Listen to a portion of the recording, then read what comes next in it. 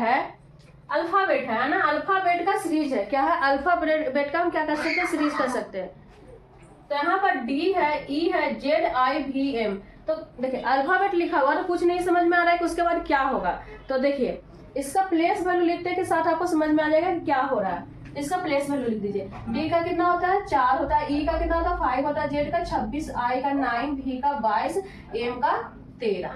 अब देखिए अब क्या है, 4 से 5 हो रहा है, 5 के बाद एक के बाद 26 हो रहा है, 26 के बाद 9 हो रहा है, फिर 22 हो रहा है, फिर 13 हो रहा है। तो देखिए कभी ज्यादा बढ़ रहा है, कभी कम बढ़ रहा है। तो हो ना हो क्या होगा, ये वाली सीरीज अल्टरनेट सीरीज चला होगा। क्या होगा? अल्टरनेट सीरीज चला होगा। तो अल्टरनेट सीरीज में हम कैसे कर सकते हैं कि अल्टरनेट किस टाइप से चला। तो देखिए 4 से 26, देखिए 4 से 26, 5 से 9, देखिए इसको अभी छोड़ दीजिए, ठीक है, जिसमें हम टोपी पहना है उसको छोड़ दीजिए। जो 5 से चल रहा है उसको लेकर के चलिए। तो 5 में 9 गया तो कितना हुआ? 5, 6, 7, 8, 9, यानी 9 प्लस 9 होगा। कितना हुआ? प्लस 9। अब 9 से 13 जाएगा तो कितना हुआ? 10, 11, 12, 13, यानी प्लस 4 जा रहा है। ठीक है, ओके। अब देखिए 4 से 26 नहीं समझ में आ रहा है ना। हम एक चीज बताए थे कि अल्फाबेट कभी समाप्त नहीं होता है। अल्फाबेट कभी समाप्त नहीं होता है। किस तरह से हम बताए थे? यहाँ पर बताते हैं, हमें राउंड करके बताए थे ना। यहाँ पर ए लिखे थे, यहाँ पर बी, यहाँ पर सी, यहाँ पर डी। अब देखिए डी से 26, यानी डी पर 4 होता है ना 4। अब डी से 26 पे जा रहा है यानी माइनस हो रहा है, यहाँ पर जेड होगा, जेड का मान होता है 26। अब डी से पीछे जा रहा था यानी 1, 2, 3, 4, यानी यहाँ पर -4 होगा, यानी -4 हो रहा है। डी से 26 जा रहा है तो -4 होगा। कैसे 26 पर 4 हो रहा है? -4 हो रहा है, समझ गए?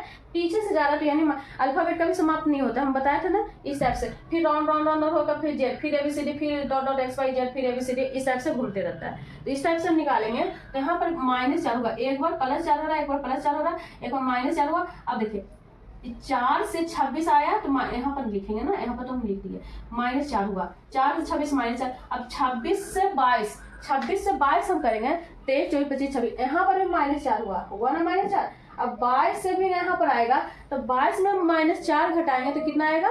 18 आएगा। 18, 19, 20, 21, 22, हाँ 18 आएगा। अब 18 अपन से नहीं होगा, 18 पर क्या आ रहा है? 18 किसके प्लेस वैल्यू है? तो आर का 18 होता है। आर से 18 और आर भी 18। ओके, इस टाइप से हम बताए हैं। तो हम इसीलिए हम बोलते हैं हर बार हर मॉक टेस्ट में बोलते हैं कि अल्फाबेट का प्लेस वैल्यू जरूर आप ऐड कर लीजिएगा और इसका क्या कहते हैं अपोजिट भी ऐड कर लीजिएगा तो बहुत अच्छा रहेगा, है ना। फिर लिखना नहीं पड़ेगा कि पेज के कॉपी के पीछे या फिर एग्जाम में हो तो क्वेश्चन के पीछे लिखिए। 1 मिनट भी मायने रखता है ना। 1 मिनट क्या, उसको देखने में फिर टेंशन हो जाएगा।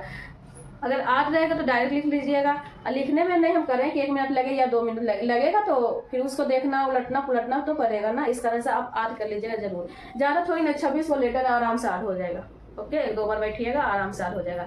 या फिर घर में कोई रहेंगे तो उनको बोलिएगा कि हमको मतलब 1-2 बार सुन लो तो याद हो जाएगा। बड़े रहिए, छोटे रहें, बच्चे रहें, बूढ़े रहें, जिनसे भी आपको पढ़ना है पढ़िए। ऐसा नहीं है कि घर का बच्चा बेटा हो चाहे किस वो भी तेज रहता है खुद से, तो ऐसा नहीं बड़ा छोटा मत मानिएगा। जिनसे आपको शिक्षा मिल रहा है मतलब नॉलेज मिल रहा है वो आपसे बड़े हैं। ठीक है, चलिए क्वेश्चन नंबर 10। क्वेश्चन नंबर 10 क्या कर रहा है? जुलाई से नवंबर महीने तक विषम दिनों की संख्या क्या होगी? देखिए इसीलिए हम बोलते हैं कि मिक्स क्वेश्चन पढ़िए। मिक्स क्वेश्चन में देखिए यहाँ पर हो गया सीरीज का क्वेश्चन अल्फाबेट वाले, इसमें आ गया जुलाई से नवंबर मतलब महीने का हो गया, है ना। तो हर टाइप से क्वेश्चन आपको रिवीजन होते रहेगा, प्रैक्टिस होते रहेगा। देखिए जुलाई से नवंबर महीने तक विषम दिनों की संख्या। तो अब इसमें देखिए अब तो देखना पड़ेगा ना कि जुलाई में कौन सा कितने दिन का होता है, जुलाई अगस्त कितने दिन का होता है, सितंबर, इस टाइप से। तो सबको पता होगा कि जुलाई देखिए जनवरी फरवरी मार्च अप्रैल इस टाइप से बताए होंगे, स्कूल में पढ़े होंगे। अब अभी क्या बताते हैं, ऐसे भी बताते हैं जनवरी फरवरी मार्च अप्रैल, इस टाइप से बताया जाता है। तो जिस टाइप से आपको याद होगा कि जुलाई जनवरी फरवरी मार्च अप्रैल मई जून जुलाई, फिर जुलाई देखिए जुलाई में जैसे हम करते हैं जुलाई कितने दिन का होता है? 31 दिन का होता है। 31 दिन का होता है। जुलाई के बाद कितना होगा? अगस्त, अगस्त भी 31 दिन का होता है। सितंबर देखिए जनवरी फरवरी मार्च अप्रैल मई जून जुलाई, फिर अगस्त उसी पर होता है। फिर सितंबर, सितंबर कितना होता है? 30 दिन का। फिर अक्टूबर कितना दिन का होता है? अक्टूबर कितने दिन का होता है? 31 दिन का। फिर नवंबर कितना दिन का होता है? 30 दिन का। अब देखिए अब इतना तो हो गया ना। अब जितना दिन निकला सबको क्या करना है? 7 से भागा दे देना है।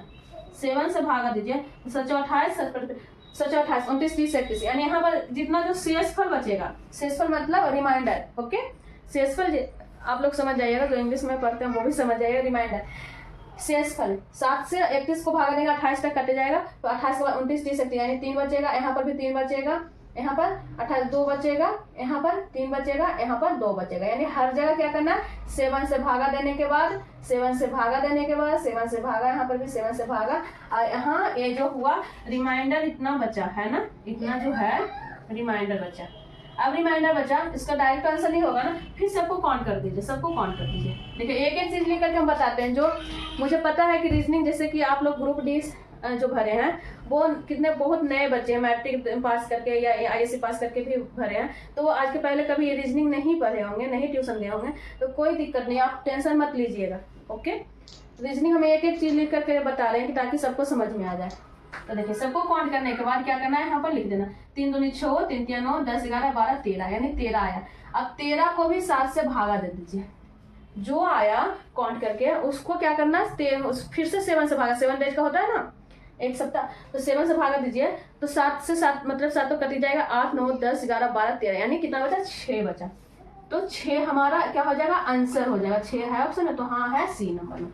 देखिए किस टाइप से आया, जुलाई से दिया हुआ था नवंबर तक, सबका हम जितना दिन का होता उतना तो लिख दिया, उसको फिर 7 से भागा दे दिया, 7 से भागा देने के बाद जितना रिमाइंडर बचा सबको फिर से एक जगह काउंट करने के बाद फिर से 7 से भागा देने के बाद हमारा आंसर आ गया, ओके। कोई दिक्कत कोई परेशानी नहीं है ना, सारा लिख लिख के हम बताएं, ऐसा नहीं।